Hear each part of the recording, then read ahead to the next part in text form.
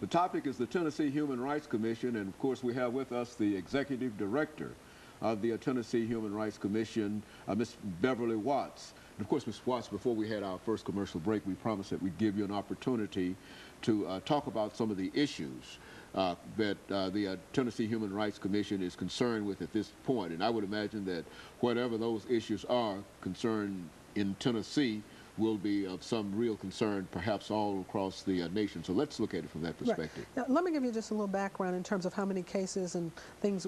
On an annual basis, we're getting probably somewhere around 7,000 to 8,000 calls.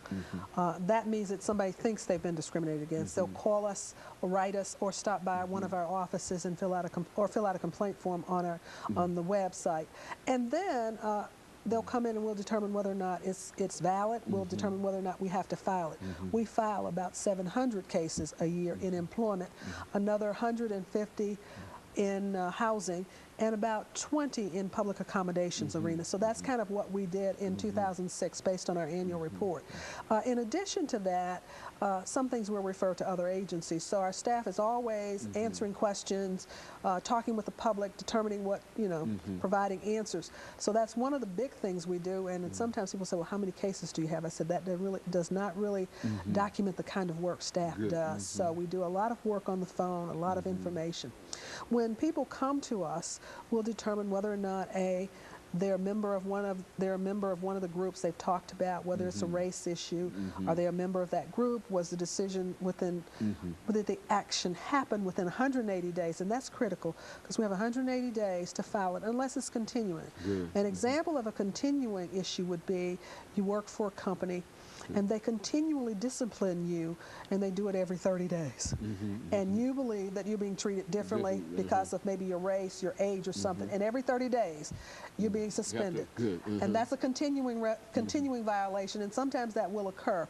So that means from the last date, it's 180 days. So if it happened to you yesterday, 180 days from yesterday, you could file a complaint. But if 30 days from now it happens again, it will extend it by another 30 days. So we always tell people, get in. If you think you've been discriminated against, report it as quickly as possible because that's important for us.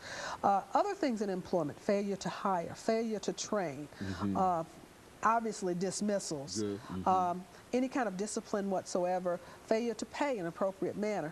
And then I think, the whole notion of sexual harassment, equal pay, those are issues that we get a lot of, where there are comments in the workplace about things that some people feel are inappropriate and sexual in nature. So we see a lot of that. We're seeing a lot of racial harassment cases of late, where there are a lot of racial epithets and other things being used in the workplace. May or may not rise to the level of what is called a hostile working environment, but certainly some of the things that will make it difficult for you to do your job. And so you've got something that you characterize in the employment area as a hostile work environment. I mean, how does that work? A hostile work environment is one in which, for some reason, characteristics such as your race, your gender, or others are in fact used against you, or negative comments